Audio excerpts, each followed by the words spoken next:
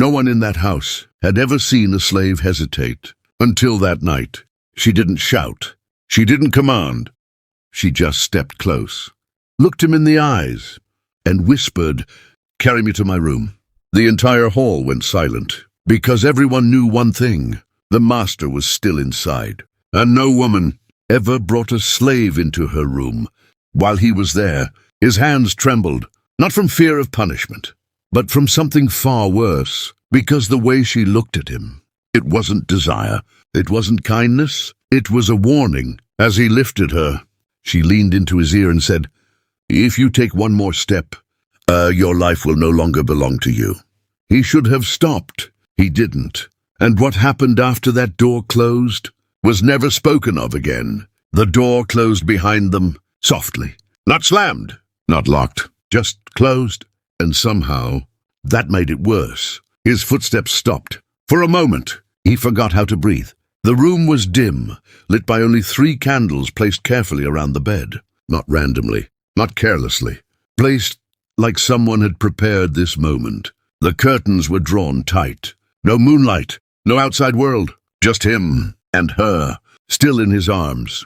"Put me down." Her voice was calm, too calm. He obeyed. Slowly, carefully, he lowered her onto the edge of the bed. But the moment his hands left her, he stepped back. One step, then another, like distance could protect him. Something wasn't right. He had carried her before, many times. Up the stairs, across the hall, through the courtyard when she was too tired to walk. But never like this. Never in silence. Never with the house feeling like it was watching. "Why did you hesitate?" She asked it without looking at him. Her fingers moved gently across her wrist, as if checking something only she could feel. I did not hesitate, mistress." A lie, a weak one, and they both knew it. Now she looked at him, not angry, not cruel, just observing, like he wasn't a person, like he was something she was trying to understand before breaking it. "Yes, you did." A pause. "You felt it too." His chest tightened. That word, felt. Slaves were not supposed to feel. Not fear, not doubt, not instinct, only obedience. "I don't know what you mean." His voice was quieter now, careful, measured, like every word had to pass through fear before it could escape. She stood up. Slowly. No pain, no weakness, no sign that she ever needed to be carried. That was the first moment. His mind began to break. "You knew something was wrong the moment I spoke to you." She stepped closer, barefoot, silent. "But you still obeyed." He didn't move. Couldn't. Because now, the room felt smaller, the air heavier, like something invisible had just stepped inside with them. "You're not like the others." Her voice dropped, softer, almost curious. "They don't hesitate. They don't think. They don't question." A step closer. "But you..." Another step. You paused." His back hit the wall. He didn't even realize he had moved. "I was afraid." The truth slipped out before he could stop it. A small smile touched her lips. Not warm, not kind, just satisfied. "Good." That word echoed in his head. Good. As if fear was exactly what she wanted. "Do you know why I chose you?" She was close now. Too close. He shook his head. "Because you're the only one who still listens to that feeling." Her hand lifted slowly and stopped just before touching his chest. Not touching, just hovering. "Most people lose it," she whispered. "They bury it under orders, under pain, under survival." A pause. "But you didn't." His heart was racing now. Loud, too loud. Like it was trying to escape his body before something else could take it. "I don't understand." "No." She stepped back. "You don't." Silence, heavy, stretching, pressing against the walls. Then, a sound. Footsteps. Outside the room. Slow. Measured. Getting closer. His eyes widened. The master. She didn't react. Didn't turn. Didn't panic. Instead, she smiled. And that smile was the most terrifying thing he had seen all night. "Now," she said quietly, "you're going to understand." The footsteps stopped, right outside the door. A shadow moved beneath the gap. His entire body froze. Listen carefully, she whispered, because what happens next? A pause. Her eyes locked into his. That will decide whether you live or disappear. The handle began to turn, and in that moment, he realized something that made his blood run cold. She hadn't asked him to carry her to her room. She had brought him here. On purpose. The handle turned slowly, not rushed, not forced, like the person on the other side already knew what he would find. The door creaked open, just a little, then wider, and there he stood. The master, tall, still, watching. His presence alone was enough to crush a man's will. Every slave in that house knew it. You didn't look at him. You didn't speak unless spoken to. And you never, ever stood in a place you weren't allowed to be. And yet, there he was, inside the room. The slave's breath caught in his throat. His knees almost gave in. I can explain. Silence! The word didn't come loud, but it didn't need to. It landed like a blade. The room froze. The master stepped inside. Slow. Measured, each step echoing against the floor like a countdown. But something was wrong. He wasn't looking at the slave. Not even once. His eyes were locked on her. You called him. Her answer came without fear. Yes. A pause. Heavy. Dangerous. You brought him here. Yes. The slave's mind spun. This wasn't how this was supposed to go. There should have been anger, rage, punishment. But instead, there was something else. Something worse. Understanding. The master exhaled slowly, almost disappointed. I told you not to do this again. Again. That word hit harder than any whip. The slave looked between them, confused, terrified. Again? She tilted her head slightly. Then you shouldn't have left me alone. Silence. The air shifted. For the first time. The master smiled, but it wasn't kind. It wasn't warm. It was the kind of smile that came before something irreversible. You think this is still your choice? She didn't answer. Didn't move. Didn't even blink. And that's when the slave realized he wasn't standing between two people. He was standing between two forces. Two sides of something he didn't understand. And both of them were looking at him now. At the same time, his heart slammed against his chest. Please, I didn't know. I swear I didn't know. Of course you didn't. She stepped forward, closer to him. That's why you're here. The master's voice followed. Cold, precise. He's different. The slave froze. Different. That word again. He hesitated, she said softly. And yet he obeyed, the master replied. A pause. Perfect. The room went silent. The slave's stomach dropped. Perfect. For what? Tell me, the master said, now finally stepping closer. Not to her. To him. Did you feel it?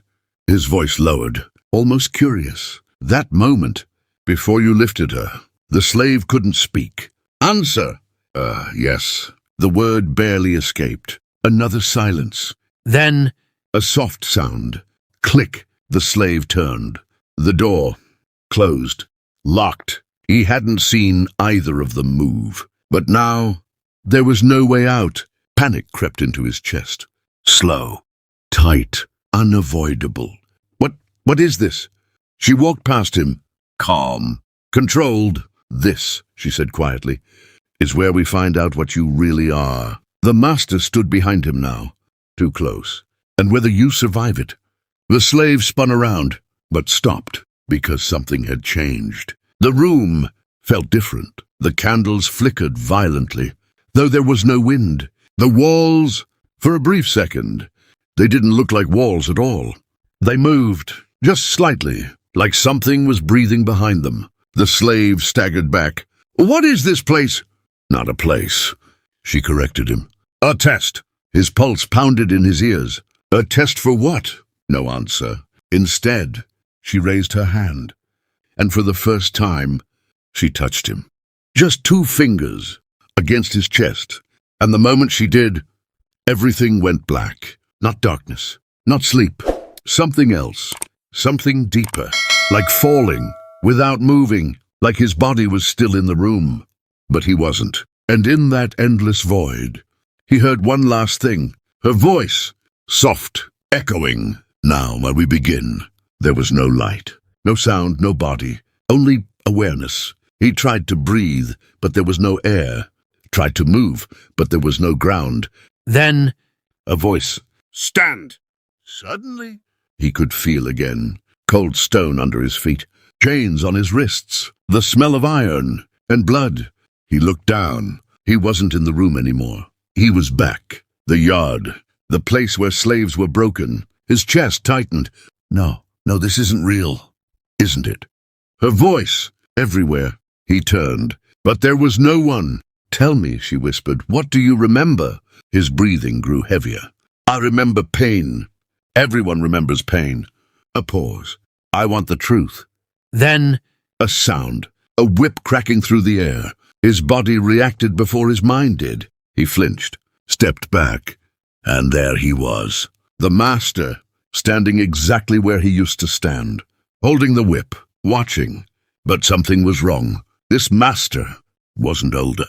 He wasn't colder. He was younger.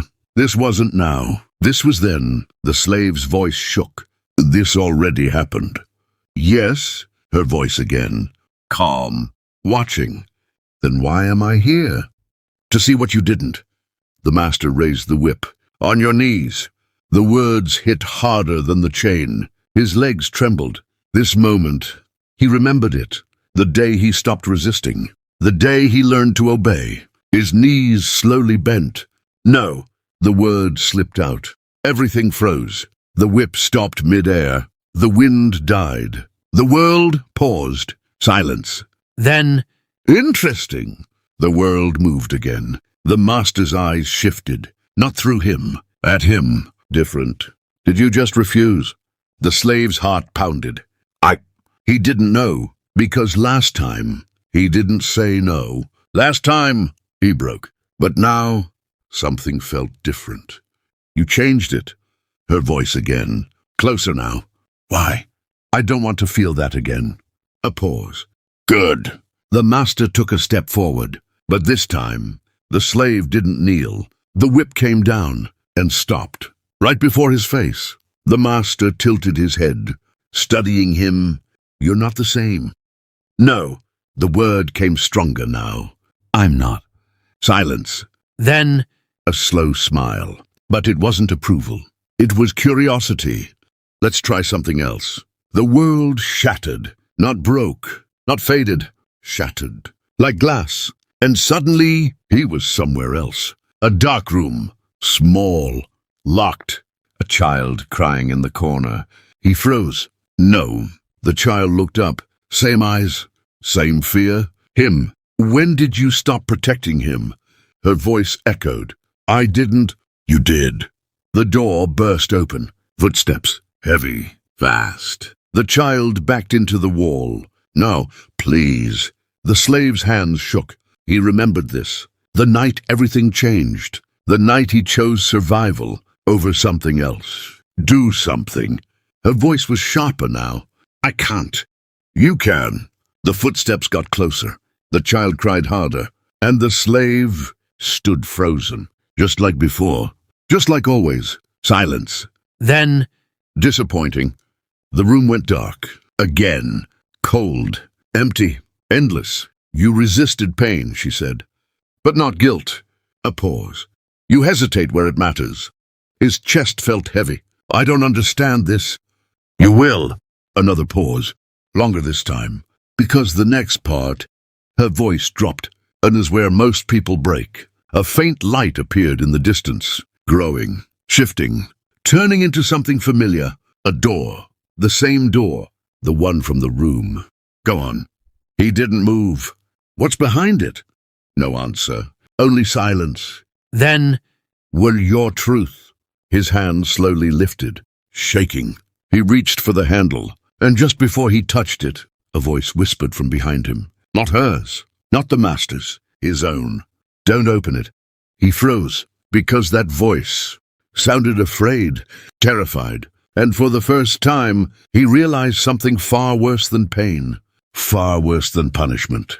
Something inside him didn't want the truth to be seen. His hand stayed frozen in the air. The door waited, not moving, not changing, just waiting. like it already knew he would choose wrong. "Open it!" Her voice was calm again. Too calm. He swallowed hard. "I can't." "You already did." A pause. "Many times." His chest tightened. That sentence didn't feel like a command. It felt like a memory being pulled apart. "Behind him," the second voice whispered again. "Don't." He turned his head slightly. No one was there, but he heard it. "Clear." Closer now. "Don't open it." His breath shook. "Who are you?" Silence. Then, "Oh, you." The word hit him harder than pain ever did. The door creaked, just a little, even though he hadn't touched it. No. He stepped back. "You're afraid of yourself," she said softly. "That's not true!" But even as he said it, his eyes stayed locked on the door, because something about it felt familiar, too familiar, like he had seen it before, not in this place, but inside him. The handle slowly turned on its own. His body went cold. "No, stop!" The door opened, and there was nothing inside. No room, no light, no walls. Just a mirror, a tall mirror standing in endless darkness. He stepped forward without realizing, and saw himself, but not as he was now. Chains gone, face clean, eyes empty, standing straight, obeying. Behind that reflection, another figure appeared. The master, but younger again. Closer, leaning in, whispering something into his ear. The reflection smiled, and obeyed. The slave stumbled back. "No, that's not me." But the mirror didn't break. It didn't change. It only showed more. Moments, fragments. Him kneeling, him silent, him choosing survival. Again and again. Each time, a little less of him left behind. "No one made you a slave," she said quietly. "You learned it." His throat went dry. "That's not true." "Then tell me." She stepped closer in the darkness. "When was the last time you refused without fear?" Silence. He couldn't answer, because there was no answer. The mirror rippled. And then he saw her. Not the woman from the room, not the calm voice. Something older, stranger, standing behind his reflection, watching him choose. Every time, his knees weakened. "What is this?" "This is where it started," she said. The mirror darkened. Now it wasn't showing events. It was showing patterns, obedience, fear, survival, repeat, again, again, again, until it no longer looked like choices. It looked like design. His breathing broke. "No, I didn't choose this." A pause. Then her voice changed. Softer, almost sad. "Yes, you did." The mirror cracked slightly, and through the crack, a new scene formed. A room. The same room, the night she said it. "Carry me to my room."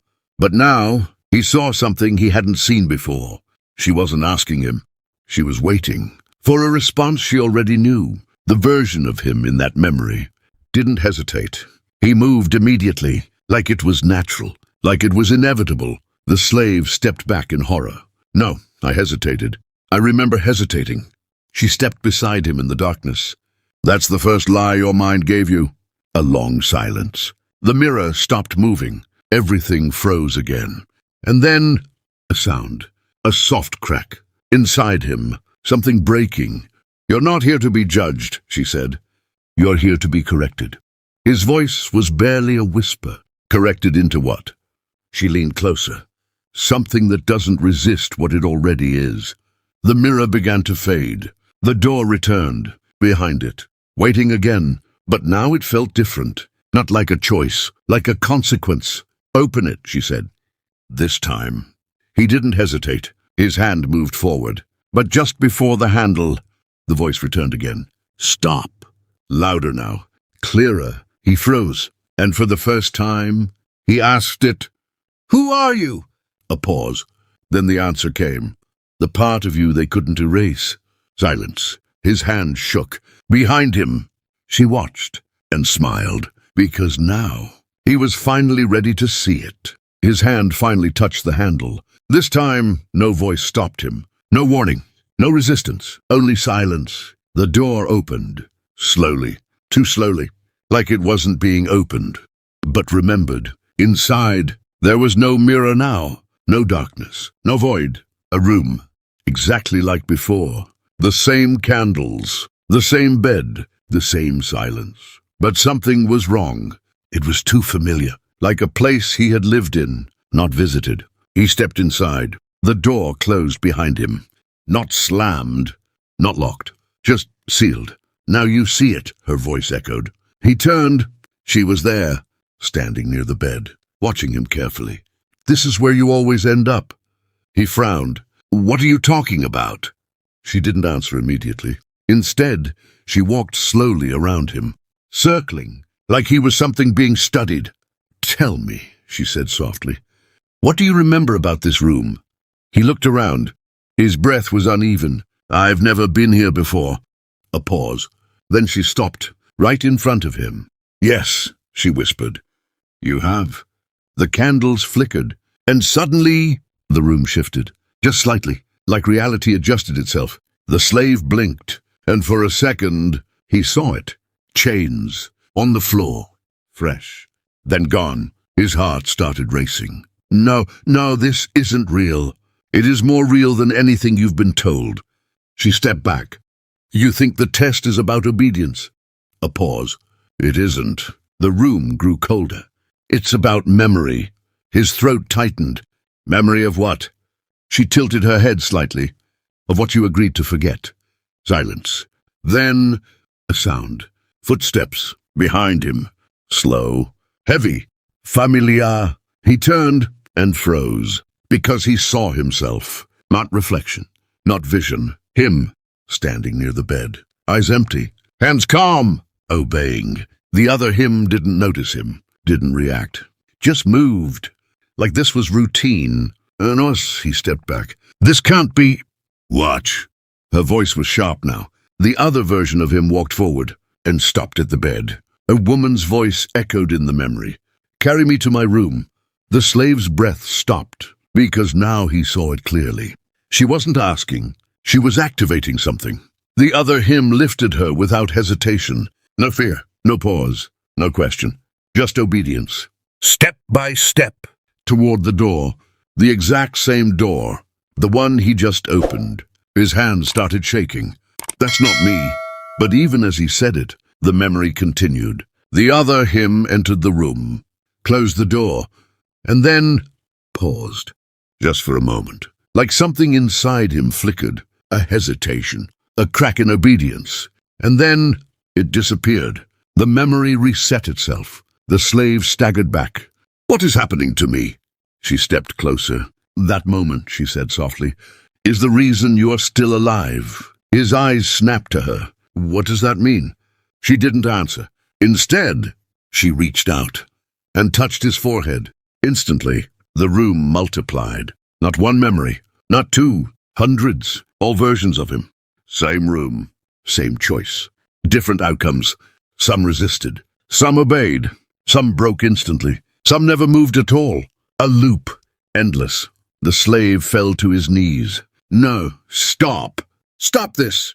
"You are not one life," she said. "You are many attempts." The room vibrated, and in most of them, her voice softened, "that you already belong to it." A final image formed.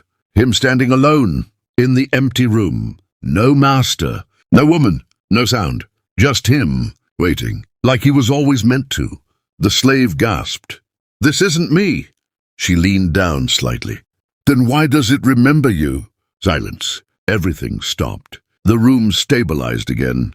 Back to one version. Back to now. The slave's breathing was broken. His identity shaken. "Why are you showing me this?" She stepped back. "Because the test was never about obedience." A pause.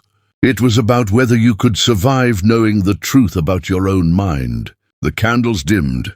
"And now," she looked at the closed door, "you are ready for what comes next."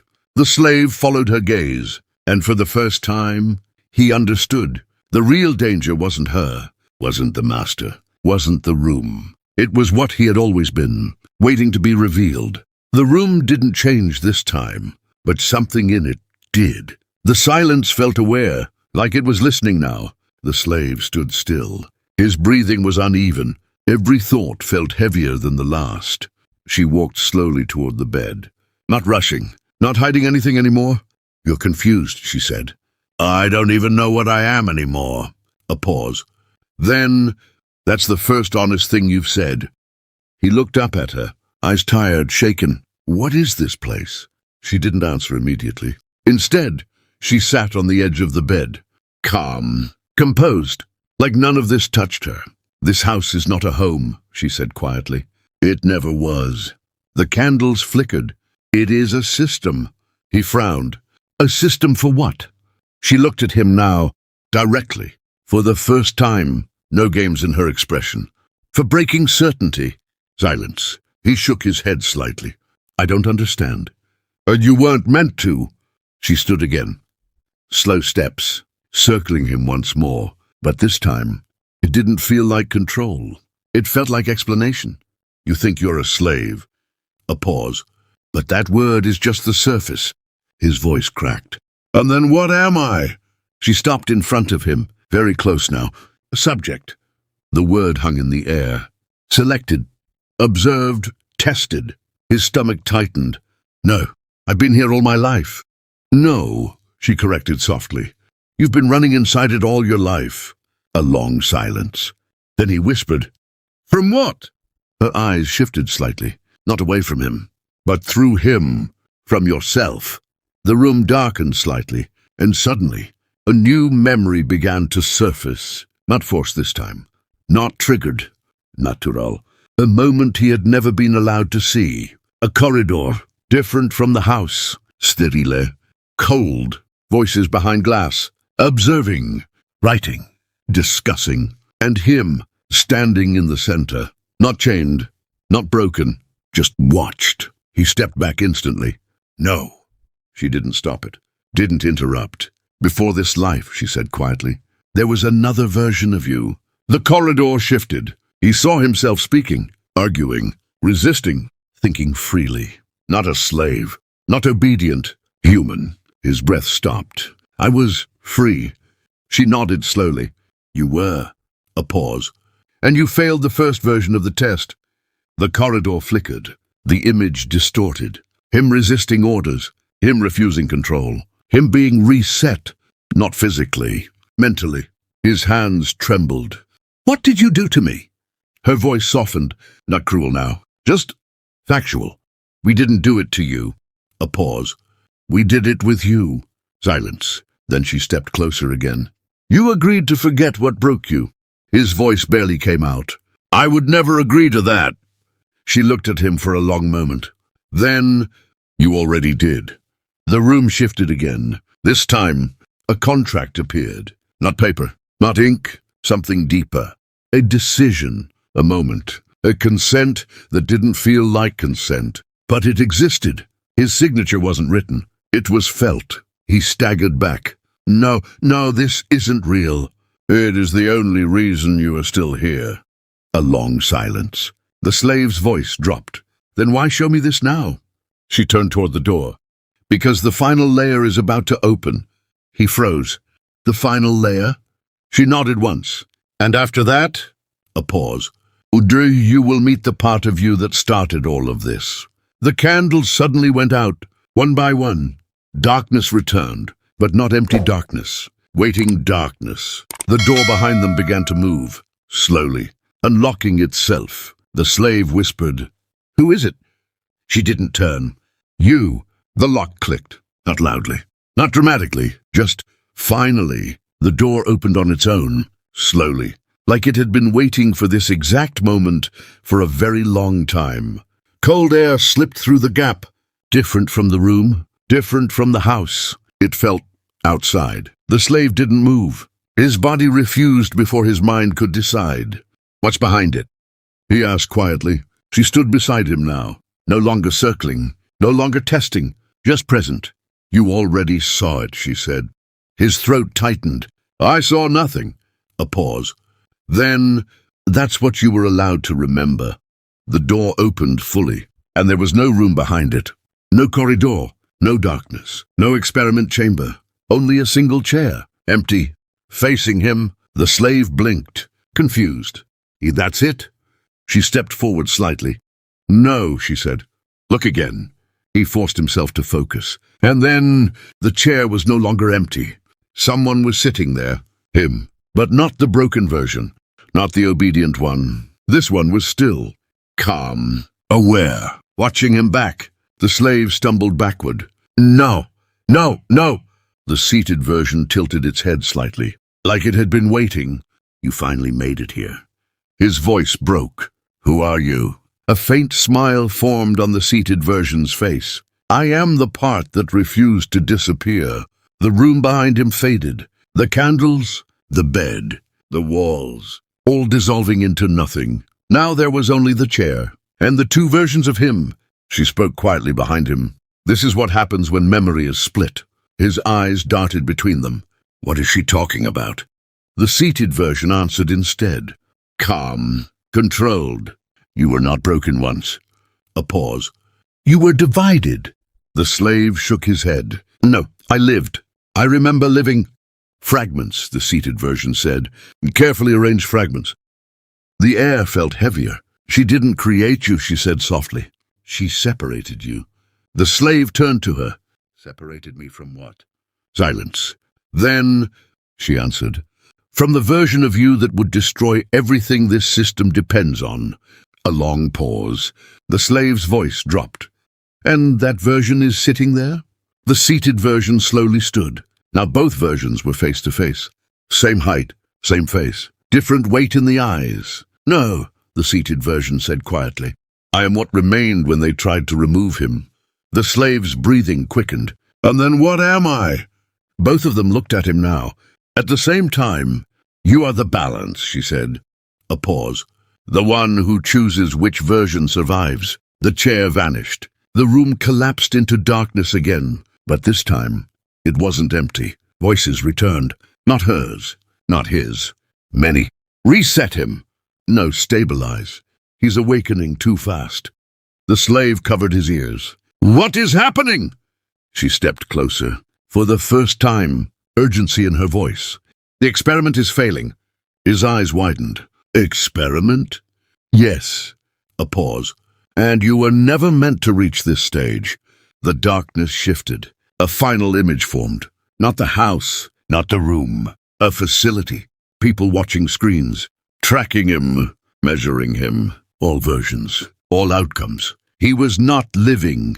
He was being observed. The slave's voice cracked. I'm not real. She shook her head. No, you are real. A pause. But you are not finished. The facility alarmed. Red lights flashing. They know, she said. His heart pounded. Know what? That you remembered too much. The walls of the darkness began to break apart. Like glass under pressure, the last thing he saw was her looking at him. Not as a master, not as a captor, but as someone making a final decision. You have two choices now. His breath shook. What choices? Forget again. A pause. Or become what they were trying to stop. The darkness cracked wider, and through it, something was waiting. Not a room, not a memory, a beginning. The darkness didn't feel empty anymore. It felt alive, breathing, waiting. The cracks widened. Light from the other side pulsed like something. Calling him, not loudly, not forcefully, but insistently. She stood in front of him now. No more distance, no more layers. Just her. And the truth. You don't have much time, she said quietly. His voice trembled. If I forget again, what happens to me? A pause. Then you go back to sleep. He swallowed hard. And if I don't? She looked at him for a long moment. Not like a prisoner, not like a subject. Like a decision that mattered. Then you stop being something they can control. The ground beneath them began to dissolve. Slowly. Like reality itself was giving up on holding shape. He could hear them again. The voices, the facility, the system breaking into panic. Containment failure. He is stabilizing outside parameters. Erase the memory layer immediately. His hands shook. So this is all in my mind? She shook her head. No.